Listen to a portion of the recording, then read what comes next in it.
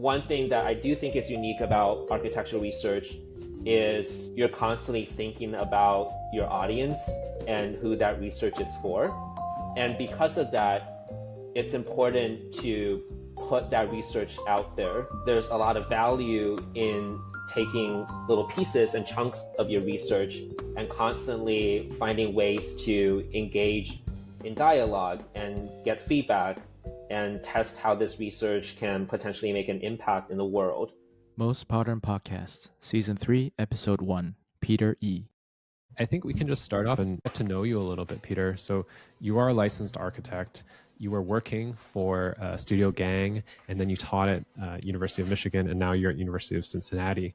How did you get into design in the first place, even before you got into all this research?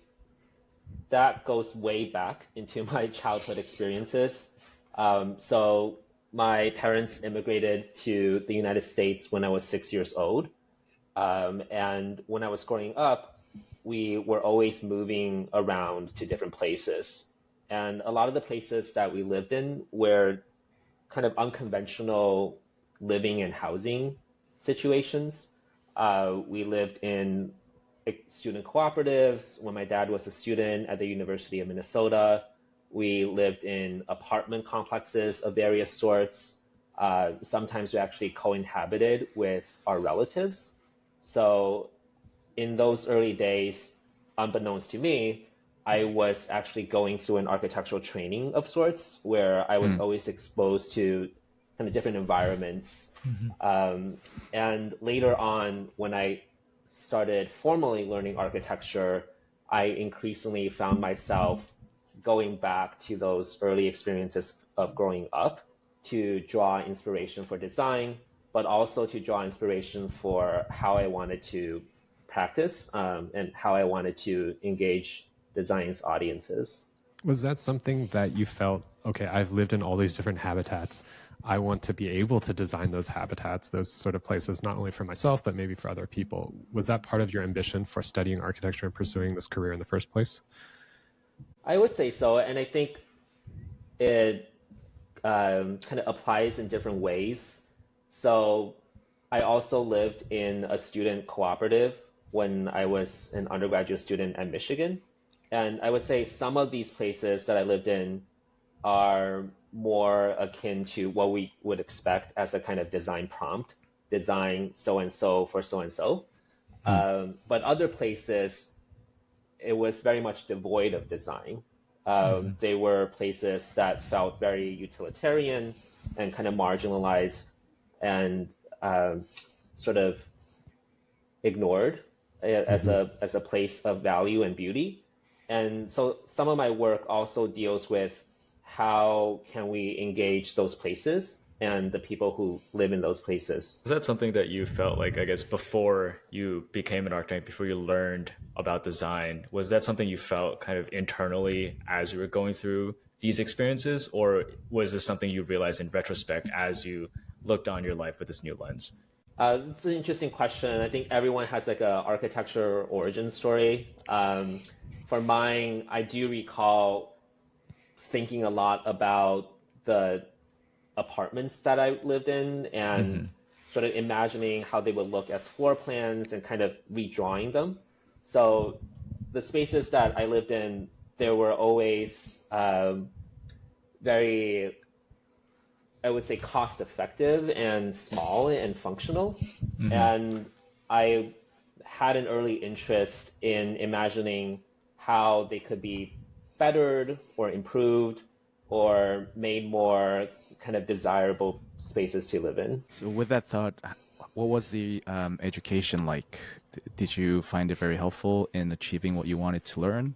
It was a really eye-opening experience. So I had actually applied to Michigan to study engineering, going on a very typical route of what was expected for an immigrant. Was that something your parents encouraged? Yeah, I think implicitly, and it's something that I also sort of brought upon myself. But luckily, my parents were open enough to me trying different things, and I kind of accidentally wandered into the architecture program at Michigan. which was set up in a way to actually kind of catch those students who might be dissatisfied with their chosen career path, specifically engineering, because the architecture school was actually located in North Campus with all the other engineering buildings. So, recalling my education at Michigan, I remember it being a really wonderful time because, like I mentioned, when I was growing up, I actually didn't experience a lot of creativity. A lot of my life was about kind of moving around and being in very sort of uh, poorly resourced conditions. When I entered the architecture school at Michigan, it was wonderful to almost be frivolous in a way where I was on day one, cutting museum board and making a sculptural piece that was inspired by a Malevich painting. And I fully embraced that mode of thinking and working. And I feel like for the first couple years, well, the 2 years that I was in the program Michigan, I was free to just explore and did not have any preconceived notions of what architecture was to be about. So at that time, I don't think I had brought in my life experiences into the mix yet. I was more so just really being kind of fully immersed and delighted by the initial wonders of architecture, the making part of it, the creativity aspect of it. The freedom is something that comes up constantly, actually, for a lot of our guests. Something that you encounter right away. You can do whatever you want in architecture school. Can you describe a specific moment when you felt that was exceptionally high, that level of freedom? I think it really came maybe in the first or second studio that I took. And at that time, the program in Michigan was very large. So there were enough students to have close to maybe 12 different studios. So it was not just about what I was doing. It was also seeing what all the other studios were doing. And the kind of introductory studios were actually taught by a lot of younger faculty, fellows, or even PhD students. So these faculty members were really interested in trying out, unique things or weird things based off of their research. So we had some studios that were making like containers for plants that was also supposed to be inspired by spatial conditions. We had other studios that were building furniture pieces. And I was in a studio where one of the exercises was making a marble maze. But it was like a marble maze that was about 4 feet tall, pretty large. And some of the stipulations that I remembered were you had to keep your marbles on the marble maze for a duration of at least 30 seconds, which was not easy because marbles go down pretty fast. And you had to have 3 marbles going down at the same time. I ended up building something that looked like, I would say like a Su Fujimoto pavilion, which for our listeners who don't know Su Fujimoto, it was a kind of somewhat random looking collection of wooden planes, none of which were immediately sort of understandable as being ramps. Instead, they were actually just horizontal and vertical. But I had CNC routed these grooves within the planes that guided the marble down in specific ways. So the idea was that there's a kind of order within the chaos, but you couldn't immediately tell by looking at the marble maze how the marbles were going to run down the maze. You touched upon a subject of research and how the PhDs or the junior faculty at school was guiding your work based on their new research. What was your perception of design research then when you were actually an undergrad student? I don't know if I gave much thought to it at that time, but I thought that design research was incredibly diverse, that it could mean so many different things. Just judging by the range of design exercises that grew out of the instructors that we had. So at that time, I think I was just enamored with the open possibility of it, Hmm. rather than a deeper understanding of what it meant as like a mode of research or a way of practicing. But was it something on your mind when you ended up going to grad school? That's actually where we met when you were in grad school at Rice, and Lebo and I were undergrads there. Was what were you looking for to kind of continue your education beyond, and then eventually after Rice on towards and into practice? I will admit that when I was selecting a graduate school, I had uh, woefully little knowledge about the schools that I was accepted into. I think, unfortunately, I didn't actually visit any of the schools, which would have been Hmm. to great benefit. But Rice did offer a really great financial package that made it hard to turn down. But Yeah, the once I money got matters. it certainly does, especially in architecture. Um, but once I got to Rice, I feel that's where I was fully introduced to this idea of research and design, and began to take advantage of all the tools and resources that Rice had to offer in that regard. Most impactfully, the summer travel scholarships that were Hmm. quite generous and also kind of amazing as opportunities for students there.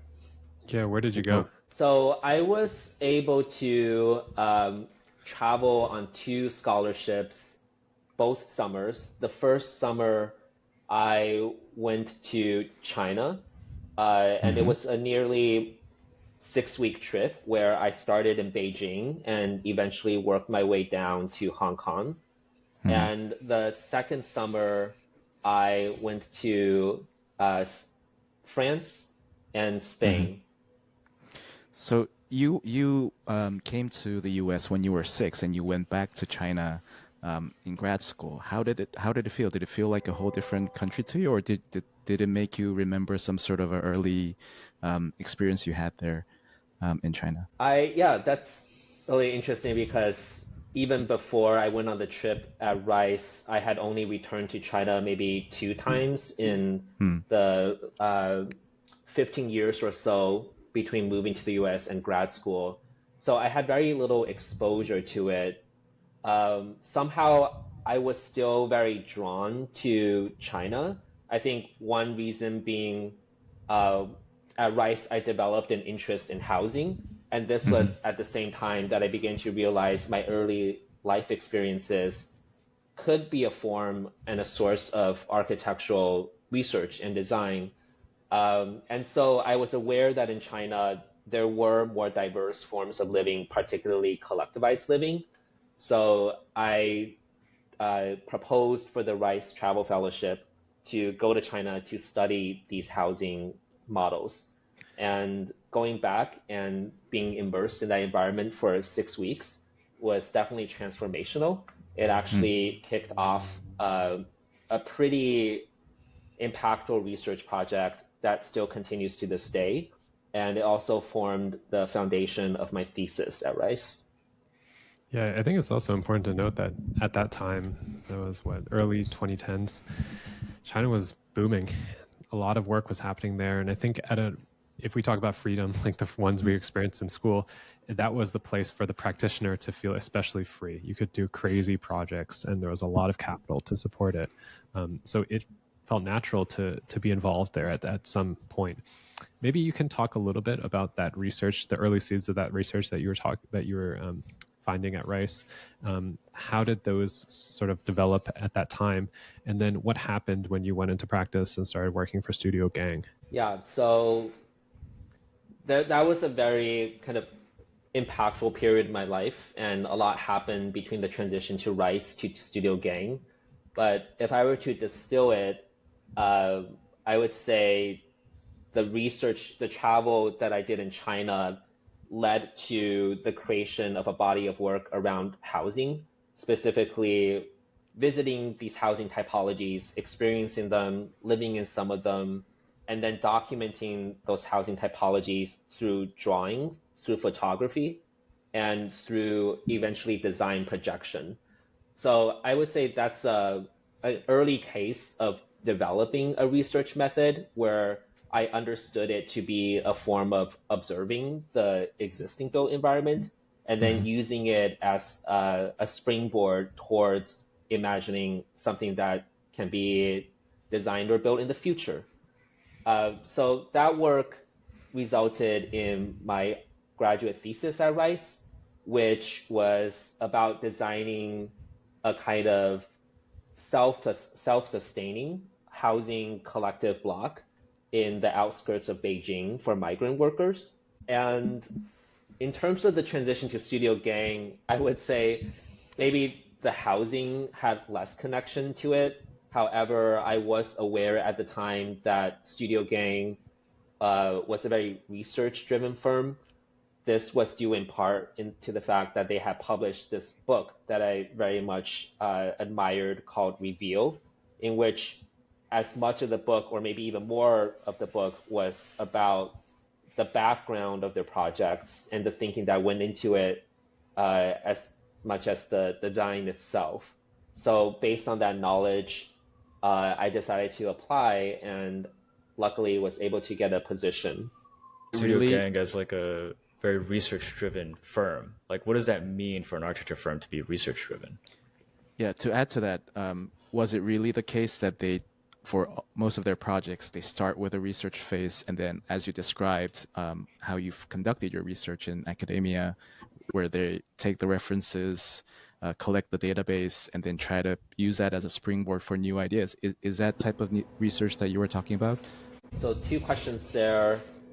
Once I got to Studio Gang, I encountered some of the sort of realities of practice that I think we all face. I would say that certainly the underlying desire of the studio is to be very inquisitive and base their work in research. But the reality is that it varies from project to project. And there's certainly projects that either don't make any room for it, or it's not as much valued by the client. However, I was fortunate to be involved in some projects where there were more time and value attributed to the research side. Usually these are cultural projects, public-facing projects, or in one case, actually a project for ourselves.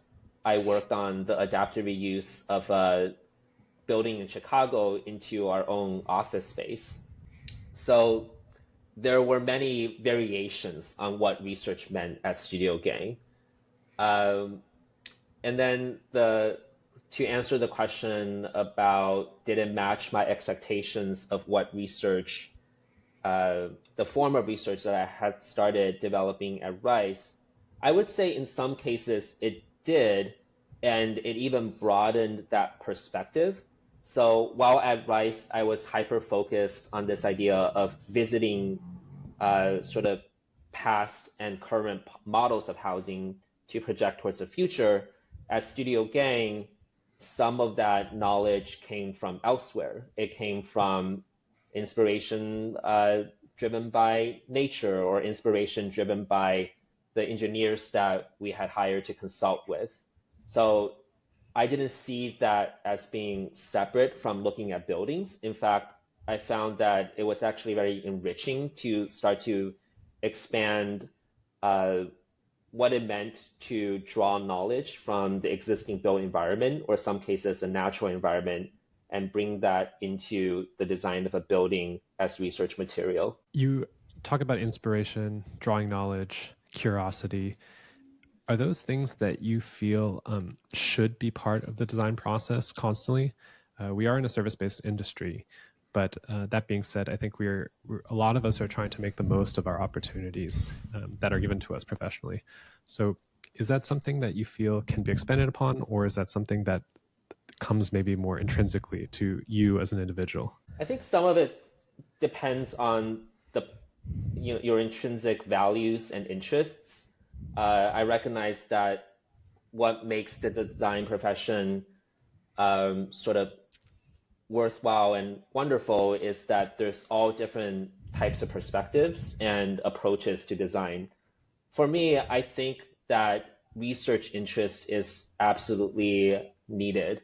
I would say it's needed for me to deal with some of the sort of discomforts of architectural practice, where it can either get very rote, repetitive, and boring, or it could get sort of discouraging at times. And for me, having some sort of research and design agenda was a way to deal with those difficulties in which I could remain interested and engaged and felt like I had a sort of a cause to say to argue for through design. And would it be fair to say that part of those impulses or desires are what led you to separate from professional practice and go more back into the academy, go back to Michigan to teach, and eventually to where you are now at Cincinnati? I would say that is true. I never had planned to go back into teaching when I went to Studio Gang, but something that I realized later is that academic mindset never left, even in my 4 years at practice. And I was just fortunate to be in a space where there was constant fodder for that type of curiosity. So going back into teaching, it was more so a continuation of how I had always approached architecture. And in some ways, being in an environment where that was foregrounded and celebrated instead of something that felt like it always had to be argued for. So I guess maybe can you tell us a little bit about what separates practicing architecture with an academic mindset versus, say, someone who is much more pure academia in architecture, as we've heard a lot from our other guests earlier? Yeah, there's a huge spectrum in, let's say, the two poles, the two directions that you described. I don't really want to draw lines in the sand. I think the further that I'm exposed to different ways of thinking in academia, I see the different forms of value that approaches bring. I would say that perhaps in the approach where I come to academia with a practice mindset, I am interested in outcomes. I'm interested in how ultimately ideas can turn into built form or impact different kind of audiences, constituencies, stakeholders, clients that I feel like architecture is obligated to serve. How did, if any, how did your work time at Michigan under the fellowship, which I think a lot of people are aware of, at least in architecture circles, as a sort of launching point for a lot of academically oriented architects, how did that affect your sort of disposition towards research in general, but also was that the moment when you were able to go back to some of the things we talked about just before, uncover that and start to develop it more into a more, I guess, current body of work? Yeah, so as you mentioned, and to kind of expand on this for our listeners, the Architecture Fellowship Program at Michigan is one of the oldest fellowship programs. It's been around, I think, for at least a couple of decades. And one of the unique sort of attributes of that program is that there's always 3 different fellows that come in at any given year. And that sort of range of perspectives is really valuable, I think, to the fellowship setup. So at the time, I had come in with Liz Galvez and Gabrielle Queller, who are both still sort of teaching and researching today, but on very, very different topics. Well, in the case of Gabrielle, not so different because we are actually collaborating on a project right now. But I would say that being in a cohort of fellows where we were each trying out our own things and having to utilize the resources available at the university and just really try to make sense of things was something that really opened my eyes to how to utilize the fellowship as a way to propel an academic mindset and career. And then also there was the element of time. The fellowship was just 1 year, and within the academic year, that really just meant 9 months. So you had to make really quick decisions and statements about what your research is about, what your methods are, and what your outputs on. And in a way, that limitation of time, as stressful as it was also a great way to break apart from the practice mindset and more into an academic mindset, which, as collaborative as it can be, you still had to make individual statements. You had to stake out a claim in a sea of different opinions and voices. Are you aware of how your research is perceived by the institution that you're conducting it in?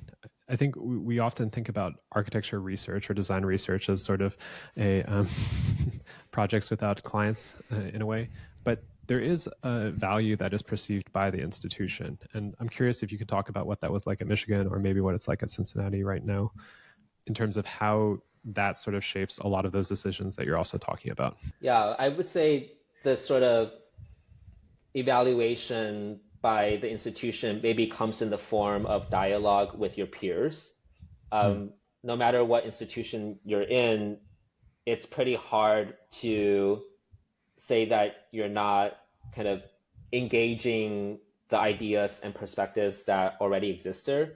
And I would say, like the application process into an academic position is pretty rigorous. So there's already a process of selection in which you and the institution are basically matchmaking. And through that matchmaking process, you also begin to identify shared sort of currents of ideas and potential collaborators. At Michigan, it definitely affected my work. I was constantly looking to my colleagues for ideas and support and inspiration. Teaching is also highly collaborative in the sense that we're always sitting on each other's reviews and being exposed to each other's methods and work. So that hasn't really changed at Cincinnati. Cincinnati has a smaller faculty cohort, but I do think the fact that academia requires a lot of dialogue and finding, let's say, allies, or as Sarah Whiting used to say, a rice dinner party companions. Attendees. Yeah, that's what drives the sort of, let's say, camaraderie of that type of work. Yeah, I think a lot of what we experience in terms of academia is the value comes from the dialogue, the conversation that occurs, making sure that a lot of those ideas that are incubated in the academy can then be disseminated into practice and sort of spread out diffusely. Maybe it's a great time actually to jump into your work, Peter. Was there a particular project that you felt was a catalyst, especially moving out of professional practice with under the umbrella of an existing studio into doing a more solo practice under the auspices of a larger institution, an academic institution? One of those projects is a house that I've been working on for the better part of 8 years now. Wow. It's in California, so that's not that long. Oh, really? Okay, that makes me feel better. But because of how long that project has taken, it's actually accompanied me on sort of several phases of my interests in my academic career, and I've had to rethink the project a couple times. So in a way, the early start, but also the prolongation, extension, let's say, of the process has made it a sort of unexpected companion in my academic career. So where did the house come from? Was it a client that you had met in practice, or through a different network? The client is actually my uncle, and he is an artist who immigrated to the United States in the late 80s. So there's an interesting kind of parallel with our experiences of both being in artistically inclined careers and also kind of coming from China to the United States. And so he always, I think, had a dual interest of establishing a permanent residence in Los Angeles. He had also moved around a lot when in his earlier years in the U.S. And then I think the project was also a way for him to dream up a collaboration between himself and me, which he saw as very interesting given the similarities of our experiences, but also the generational difference and the differences of the two sort of artistic fields that we both ended up pursuing. So was the project a home and an artist studio, a single family home? Yes, it's a single family home and it's an artist studio. So we'll link to the project below on your website, Rebuild Collective's website. You're talking about the Wandering Courtyard House, but for our listeners who don't have access to their screens right now, can you describe in general terms what this house is and what makes it special, and what your, I guess, now that we know the relationship between you and the client, what that sort of synergy or overlap is and how that gets manifested in the project? And I also want to know why it took 8 years. Okay. Well, there's a lot in that, but maybe I'll start with the description of the house. The house is on a pretty confined lot in the Monterey Park neighborhood of Los Angeles. And if you've ever been to Monterey Park, I would say it's a really interesting kind of somewhat hilly condition with a lot of uninteresting houses. It has a huge Asian immigrant population, but for some reason, a lot of them have felt drawn to a kind of traditional Spanish revival housing style. So this lot, it's 70 feet by 90 feet. It's rectangular. I think it's relatively small compared to other lots in that neighborhood.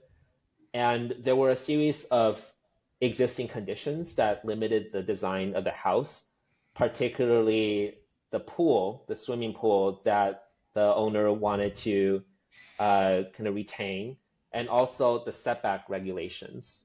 So originally, the house seemingly had a pre-described form, a pre-described shape. But as we went through the design process, partially fueled by the client's desire to regain more living space out of the limited lot size, we began to play with different kind of quirks or workarounds to zoning regulations that allowed us to capture more usage, especially of outdoor space. And as everyone knows, indoor-outdoor living is one of those things that's really wonderful about Los Angeles. So we began to really take advantage of that. And eventually that transformed into what we began to call a courtyard house, something that began to look more like a house in the round rather than a house facing a backyard. And that's how you can start to see, like the sort of iconic form of the house, which is oriented around a circle that's not entirely transcribed within the rectangular lot of the site, but suggests that it actually breaks out and extends beyond the rectangle. Talk a little bit about how this project has accompanied you across all the different phases of, I guess, your design perspectives. So what has changed and what changes have you made to the design of the house? I think less so the change happened in the design of the house, but how I think of it and how I view it as being, let's say, unique or groundbreaking. In the start, we were driven by a narrative that was inspired by the dialogue that my uncle, the client, had about how to bring, let's say, like Eastern philosophies into a context that was very Western. Hence the design of the courtyard, but also some of the sort of gently sloping forms of the roof and some of the circular shapes in the design, which were inspired by what are called moon doors in traditional Asian gardens.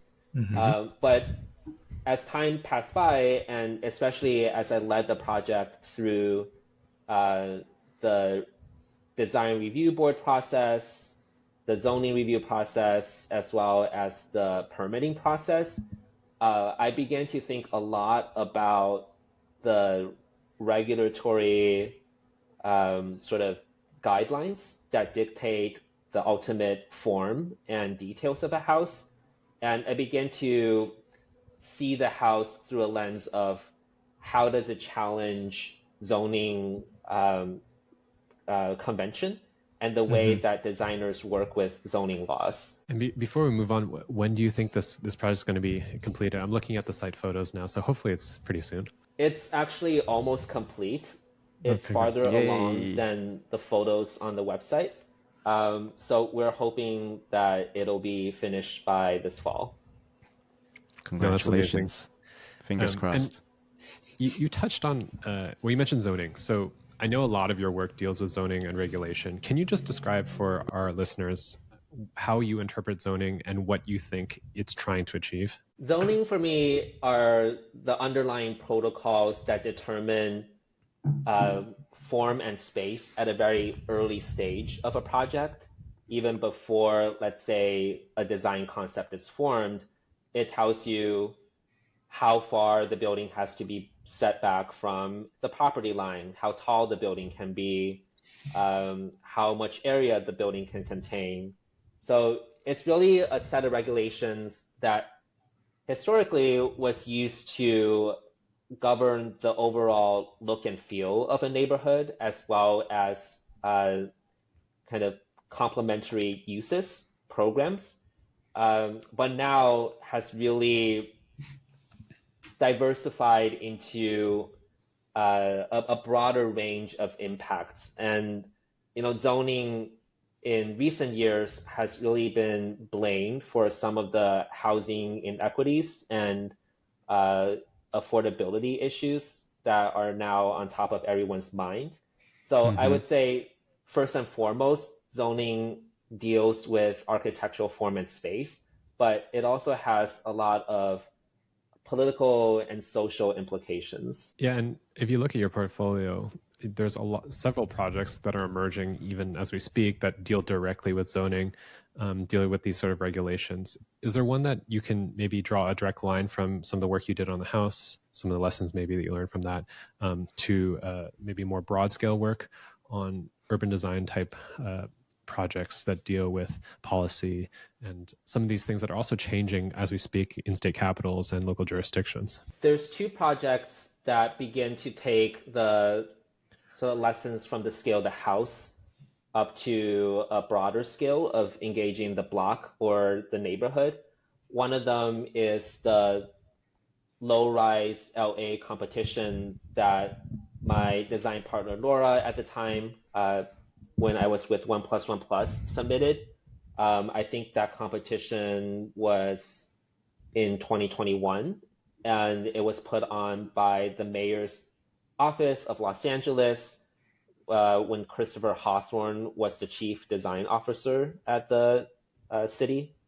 The other project is a more recent project I completed called Courtyard Block, and I had written an article for the Architects newspaper connecting the design of the project with a zoning law that recently passed in California called Senate Bill 9. So both of these projects deal with densifying. We know Los Angeles to be, given its scale, it's a relatively low density city, but also now incredibly expensive, prohibitive to sometimes buy housing. A lot of that is due to restrictions on building.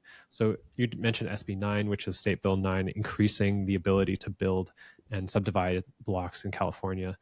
Why do you think it's important to be able to address these sort of policies through this sort of design research that you're doing right now? One reason is these policies have the potential to make huge impact. And there's a lot of research and thinking and debate that went into the passing of these laws in the first place. And another reason is I think the zoning laws are long overdue changes that will allow us to kind of move our built environment from something that maybe served a particular time and a particular audience into our current, but also our future needs. A lot about SB9, about these ADU projects, but they're often very much tied to the individual unit or individual lot. But the Courtyard project is quite different. Could you give us a little bit of the vision of what that looks like? Yes, so the courtyard block is a speculative proposal for the adoption of SB9 zoning laws at the scale of an entire residential block, as opposed to a single lot. As a result of the densification that's being proposed by SB9, I think there's an impetus to rethink backyards and front yards and start to think about how shared use of open space might begin to benefit not just your own individual lot, but the lots of your neighbors and ultimately the scale of the entire block that you live in. So essentially, you're saying that we could start to agglomerate some of these backyard lots into a larger collection or a larger assembly of collective spaces. Correct. And it's to also take on new types of forms in residential design, where if you start to think beyond the rectilinear forms of backyards and front yards, what other forms, what other spaces might we begin to introduce that creates more collective benefit? Well, maybe it's a good moment to maybe ask our resident developer, Minku, from a development perspective, innovating the courtyard block, so adding density to the center of the space. What can we glean about that when we think about the design as it relates to the development side of things? I think it's just looking at the couple of boards, which we can also share as a visual in our podcast. I think the modular approach was very, very nice. I mean, it was very convincing that you had these stair cores that aligns these bathroom and then the bedroom and the living area. They were aligned very well, but it also it wasn't just a box, but it was kind of integrated with those courtyards that bring more light and more activity to the design, which is great. One question I had was related to the financing side. So like there's this amazing idea, and if there is this policy support, you would imagine that things can be done, but in order to assemble this scale of a building, we cannot just ignore the financial aspects of it. So I was curious to know, have you had thought about how that can be part of a strategy of your overall approach? I'll admit I haven't given this deep thought, but part of the intention of this project is to talk to developers, so to talk to people like you. One of the sort of, let's say, research or theoretical interests of this project is how zoning policy adoption scales. This is a project about how individual agency and incentive begins to take collective action. So some of the work that inspired this approach have resulted from looking at ADU adoption in the state and how people are constructing ADUs, which is actually happening on a very large scale in the state. And these range from individual homeowners who are building ADUs to sort of city initiatives that try to build ADUs and preserve it as affordable Section 8 housing, to development entities of various sorts that have taken a sort of modular and product-oriented approach to building ADUs. There's lots and lots and lots of companies out there under different names that are sort of rolling out ADUs as products. So in a way, this project is inspired by all these different approaches and how they might be rethought or reformatted if the change is not happening on a lot by lot basis, but looked at from the scale of a block. Also, specific to SB9, there's a developer out there that the name of which is escaping my mind right now, But basically, after the SB9 law passed, they are trying to figure out how they can work alongside homeowners that might split their lot and develop a house on a second lot, but are able Hmm. to preserve the existing house that they live in. So there's actually all sorts of, maybe we can say, innovation happening on the development side that is in a way a sort of underlayment for what this project is about, which is how can these individual modes of operation begin to take collective action. Yeah, I think that's certainly a valid approach. And ADUs, by the way, for the listeners out there, accessory dwelling units that a lot of cities and state, also architects, developers are talking about. But for me, like your approach on the block side, it sounded a little bit more feasible because ADUs, they are very individualistic and, people, it puts a lot of responsibility to the homeowner to actually put in the money and develop in themselves. But in the block scale, I can imagine if there is a group who wants to do something and who has a pool of resources, and there's a good match with a developer, and if there's a support from the city side, as long as you have a community that also supports that idea, it can be doable and at scale. So I thought that was a pretty interesting approach. Where do you see this project go next? Do you think is there a certain way that you envision that that can be incorporated in real life? This project is meant to open up a conversation. I think depending on who is looking at it, there would be different reactions and different maybe ideas that are sort of spurred by the design. So whether it's a resident who actually owns a lot in Los Angeles and was considering building with SB9, or it's a developer that is thinking about how to take advantage of zoning law changes and build at scale, or it's an academic who's thinking about housing and how to align zoning policy reform with more imaginative ways of imagining our housing. I think to each of these audiences, the project can mean something different. Um, what I hope for myself is the potential for this to become a real project. And this is where this idea of scale comes in.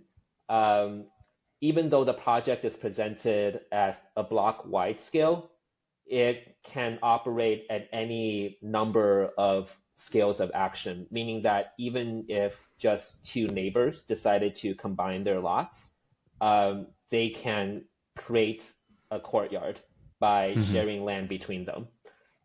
So, judging by the degree and scale with which ADU projects are happening in the city, um, I would be surprised if um, with not much time, like projects start happening where ADU projects begin to abut against each other.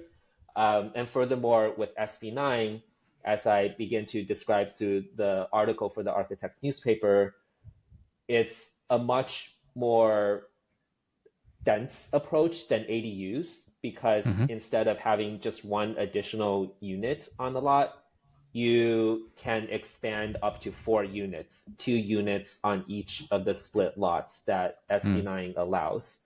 When you begin to verge on that kind of density and you have it happening next to each other, I do think it begs new forms of thinking about how do you use uh, empty land? How do you use things such as backyards and side yards, and whether those forms of organizing space are even tenable anymore?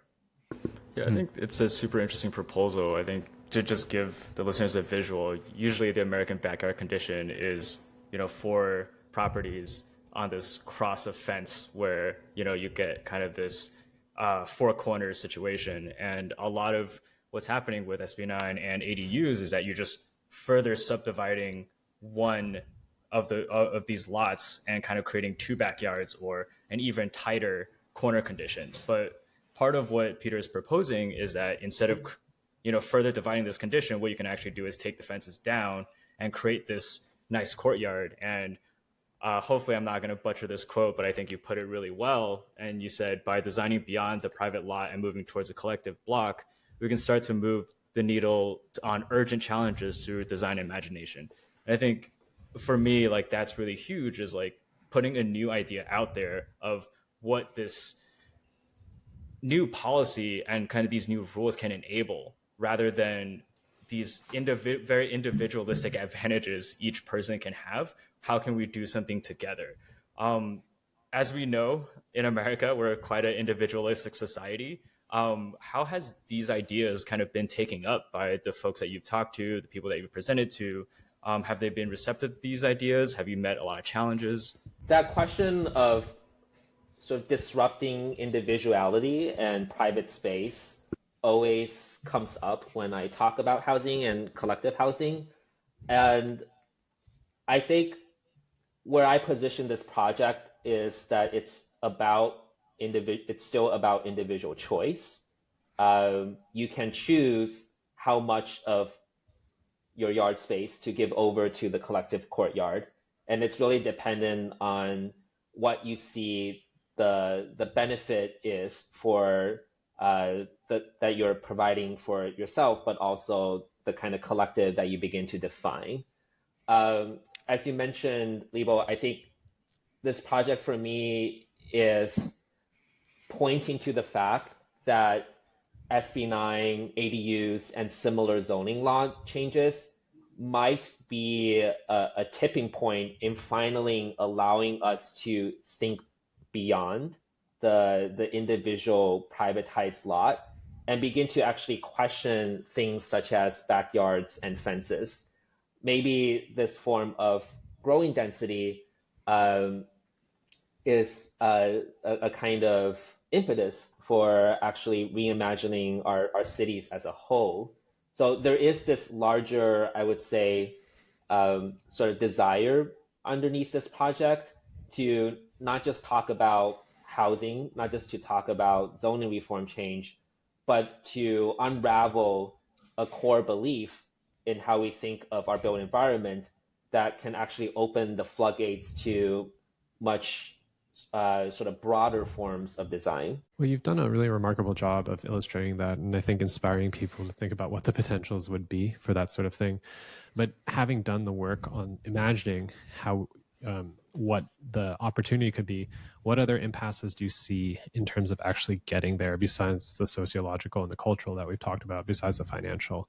Are there other things that you think, maybe other policies that would help develop maybe a more collective mindset, or open people's imagination up to the potential of thinking a bit more creatively about our pretty traditional urban block? Yeah, I think the sort of mindset and the regulatory hurdles are the big ones, and that's why this project really tries to hit both. On one hand, it satisfies the regulatory hurdles because it actually doesn't break any laws. It meets them. It just presents another way of reinterpreting or designing with them. And then on the social side, what the project tries to demonstrate is that the adoption of courtyards can generate new types of desirable spaces, spaces of greenery that can accommodate different forms of interactions that might have been stifled by fences, by the privatized block. Activities such as courtyard potlucks or play dates or movie nights, barbecues, things that we would typically seek out public spaces to do. Now we can potentially have them right in our backyards. I think another potential hurdle is cost, which is not unique to just this project, but there are factors that go into not just the cost of construction, but also you're beginning to bring up questions of ownership, cost of maintenance, cost of land value. So that is another layer of this project that I would say the design hasn't begun to address, but maybe starts to also bring in some other questions that are on the forefront of maybe not only academia, but practice right now, including more co-ownership of land, ideas such as community land trusts, co-housing, cooperative housing, and the such. Yeah, I think it's just in general another type of reaction to a situation that I see happening all over, which is our generation of professionals dealing with the built environment. We're inheriting a lot more than our previous generation did. They basically built a lot. There was a lot more opportunity at that time. And now we have to deal with the consequences, either good or bad. So what I really do appreciate about the project is it takes very seriously a lot of these limitations, deals with them in a lot of regards. I think the cost, as you're talking about, is always front and center in people's minds in America, but the world over. And what's also interesting is this discussion about mindset, because it actually relates to the story that you had about getting your actual built work permitted. You say that people wanted the kind of traditional Spanish revival building for whatever reason. I happen to think it's because they want what exists. It's sort of what's familiar is what's perceived as valuable. But I think that if there's a place that this could happen, certainly Los Angeles would make sense. Yeah, I don't know if that there was a question in that, but no, it's just a discussion. I agree. It's a talking point. But I think also what is interesting is like you've kind of come full circle from your early life experiences, your research trips, and kind of now your ideas and your design proposals for this collectivism. And I think there's, in a way, in addition to the cost, the legal ramifications, the financial, there's this element of trust. And I kind of want to ask, when you were on these research trips, when you were observing other modes of collective living, did you observe any of those differences in, say, trust between neighbors or even familiarity between neighbors that you seek to embed in the world with kind of your design proposals? Yeah, I love the sort of evocation of trust. I would say trust is something that I've definitely experienced in various ways in the places that I lived, ranging from the apartment complexes I grew up in, to the student cooperative that I lived in while in Michigan, to the housing blocks that I visited when I was in China, even to my recent experiences. So the past few months, I've been living in San Francisco, and it's the place I live is this large mansion that has been subdivided into apartments, and the back side of the house is connected via this sort of wooden deck fire escape. So we're actually connected to like 5 of our neighbors. And through that sort of backyard staircase, we've actually been able to surprisingly find ways of bonding with our neighbors that are typically kind of impossible. So one of the nights, our neighbors actually came over and knocked on the door that connects to the deck and invited us to go up to their part of the deck where they were setting up a outdoor pizza oven, and we ended up having like an impromptu pizza party.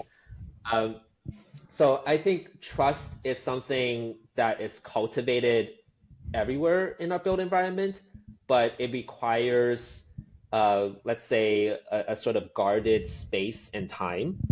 In the co-ops that I lived in Michigan, there was a lot of trust, but it was built on this long-standing model of cooperative housing, and the houses themselves contributed to the trust in the way that they were set up or evolved over time.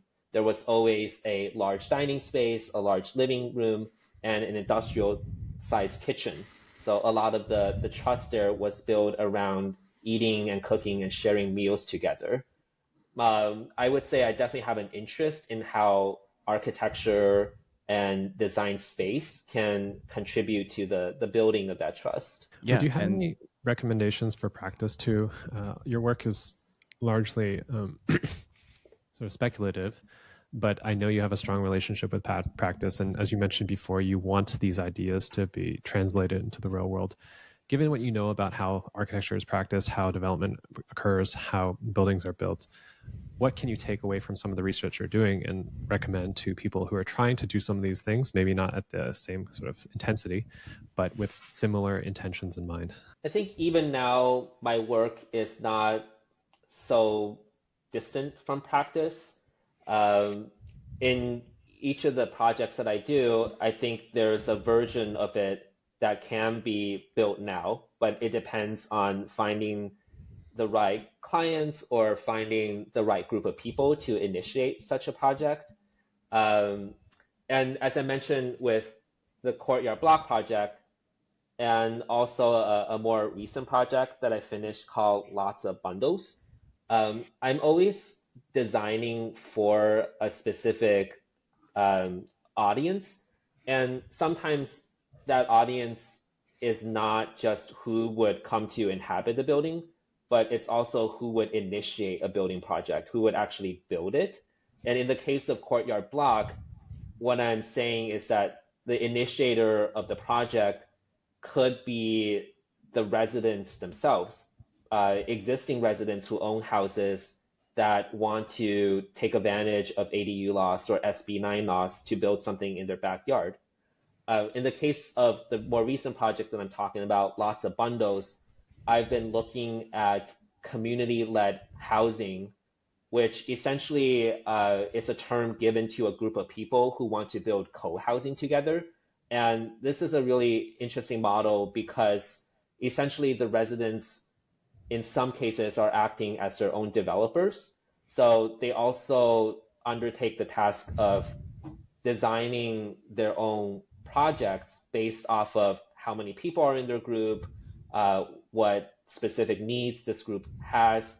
For example, there have been co-housing formed around senior citizens, or there has been co-housing formed around families with young children. So I think there's actually a lot of opportunity with the sort of mode of design research that I've been advocating for in creating actually new opportunities for practice or aligning design with modes of building and modes of building creation that perhaps has not been explored as much as the developer model. Well, self-initiative development, if you're doing that with the neighbors, you will build trust no matter what. Yeah, You're no, that's happier, yeah. correct. Yeah, the co-housing, community-led housing model is also inherently a trust building model, where early on they actually have to come up with modes of consensus and decision making that is critical to the success through all the stages of the project. I actually think that is an interesting approach, but it does require a new type of developer. Because I mean, I can't imagine those individuals, the owners, them dedicating their entire time working on it, because it does require that much of commitment to actually develop something. And it took 8 years to build a single family home. It took, if we imagine how much it will take for, I don't know, 30, 40 unit buildings or 20 unit buildings in those lots, it might take at least the same amount of effort. So, but I do think it is feasible. Again, it's a matter of trust. Minky, are you saying that from the underwriting development perspective, that added layer of kind of cooperation between people would just make it harder to budget against? I think that if there is an underlying cooperation and trust built among the people already and a commitment there, it can happen. But the level of commitment may be even more than what we are imagining. I mean, maybe we're just undermining that effort, because it is a full-time job to develop something, and even if there's trust, there will be lots of different ideas and kind of where people come from, and lots of different versions of ideals. Mm-hmm. So I think a developer's role becomes also important there, but it's just a different type of developer role than the traditional ones, who just comes in and buys and develops whatever he thinks fits there. which I think is a more kind of a win-win situation, because when we think about why developers are trying to push things so quickly, why time becomes so important, is because of the money aspect of it, right? But and because they put in a lot of money to buy that lot and to develop it, they have a certain timeline to meet. But I think working with the owners kind of alleviates that and Yeah. makes you focus more on the quality. So Maybe it Yeah. could be the opportunity for some sort of subsidy, like how we have grants that go towards using certain types of materials, advanced materials in buildings. There could be some grant that could kickstart a project like this. yeah, I that could help. I agree that with Yumiku, that it's really thinking about a different type of developer, but also a different type of value, where the value is not just financial value, but social and environmental value. And Yes. that's a lot of what the co-housing groups practice, is seeing that there's value in that as well. Another thought that your kind of discussion of some of the challenges that might come along with collaboration um, is what makes it difficult to develop and build housing in the first place. And in the world that I'm treading in, of adopting zoning policy reform and building higher density, a lot of the challenges also come from resistance from Mm-hmm. existing residents and neighborhoods. Mm-hmm. So some of my work is actually what creates acceptance of um, density and building forms that sort of change the way that people are used to living. Um, so the courtyard block and also the Lots of Bundles project tries to create understanding, but also forms of sort of spatial incentives that might create wider acceptance of ideas and forms of building that people would write off based off of just, this is a larger building or this is a taller building. So what I'm trying to say is that within this idea of consensus building and cooperation, it might actually create a sort of counteracting force to something that prevents a lot of development from happening, which is resistance created from disagreement, from not seeing eye to eye between neighbors, between people who already live in a neighborhood and the people who new development is meant to provide for or serve. Yeah, I think that's a multi-billion-dollar question. Like, if you can solve it, then that's jackpot. That's an excellent kind of moment to start to wrap up on. I think there's a lot of opportunity available out in the world. And what I really like about your work, Peter, is that you're actively searching for these policies that, as you said, have a widespread effect. And how do we operate more acupuncturally on some of these sites and then deploy them en masse and see what these potentials are? But otherwise, it's been a fascinating and really interesting conversation. I know that you are active online and you have your website. If you could just share with our listeners where they can find you, we'll link to it all in the description below. But I'm sure people would like to follow up on the work after we've discussed it. Yeah, you can find my work either on my website, which is rebuildcollective.com, or you can follow my work on Instagram. The Instagram handle is Rebuild Collective Arc, so ARCH. Yeah, definitely recommend it. Peter has these beautiful graphics that audio definitely does not do justice. So, Peter, I've also been meeting a lot of students who are interested in pursuing a path in research in the realm of architecture or design. If you have any suggestions, could you please share it here? Yeah, I think it's important when pursuing that line of work to find a form of support, uh, financial support, but also support in the sense of creating space and time for that type of work. So if you are pursuing a career out of it, I would say you know, the path that I undertook, which was to start in an architecture office or design office of any sort that values, at least in some way, the contribution of research, that would be a great place to start. And then also to consider academia, I think there's lots of ways now to get your feet wet in teaching these days. I would certainly advocate for looking at different fellowship opportunities.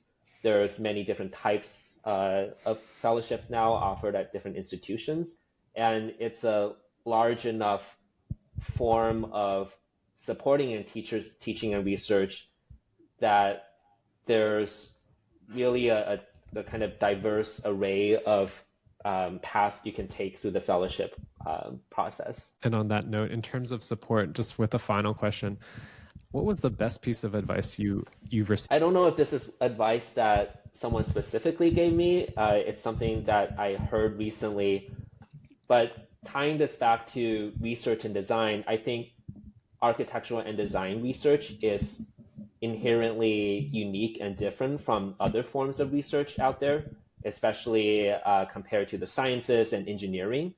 And one thing that I do think is unique about architectural research is you're constantly thinking about your audience and who that research is for. And because of that, it's important to put that research out there. So rather than working on something for years and years and waiting to share the outputs, there's a lot of value in taking little pieces and chunks of your research and constantly finding ways to engage in dialogue and get feedback and test how this research can potentially make an impact in the world. So in a sense, it's finding and being not afraid to finding the ability to and not being afraid to share your work and even potentially making mistakes, but also learning from the responses that you get from that work and being able to move forward with it in a meaningful way. No, that's so true. If you put it out there and no one notices, nothing happens. But if you don't put it out there, no one will notice it. So no, with that, Peter, thank you so much for joining us on Most Podern.